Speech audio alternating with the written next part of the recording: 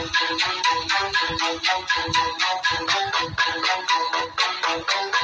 बार का कांग्रेस का मैनिफेस्टो देख लीजिए। उन्होंने कहा है कि अगर कांग्रेस की सरकार बनेगी तो हर एक की प्रॉपर्टी का सर्वे किया जाएगा।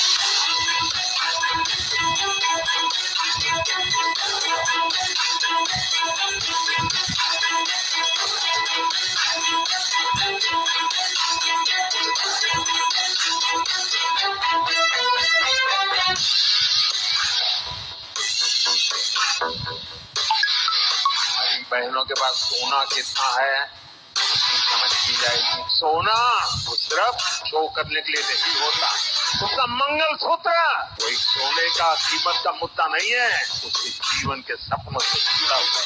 तुम उसे छीनने की बात कर रहे हो अपने मैनिफेस्टो में।